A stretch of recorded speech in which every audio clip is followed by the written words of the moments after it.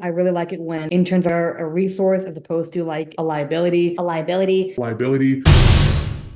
Your dream job in the music industry can start with an internship, but there's a lot of things that you need to know. I sat down with Nick Capelli of Artist Partner Group, and here's some gems to remember. So Nick, what are some key attributes that you want to see in interns? The key attributes I want to see in an intern while they're interning are someone who's very, very efficient, can understand the task to its completion, and can ask any questions upfront or in big chunks so that they don't have to keep asking questions repeatedly and stopping the workflow of the supervisor. What is something you don't want to see in interns? The main thing I don't want to see in an intern while they're interning is someone who just sits there and waits for work to be given to them. We really like it when interns are very active in their environment, getting to know people, they're getting to know the company.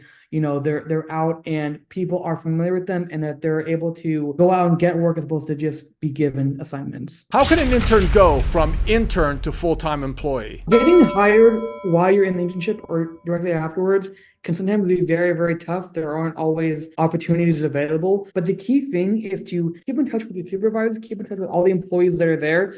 When stuff does come up and they're oftentimes going to people that they know are already available and that they know they can trust.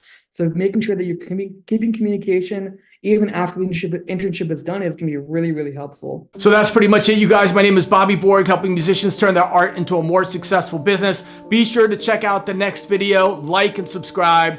Peace.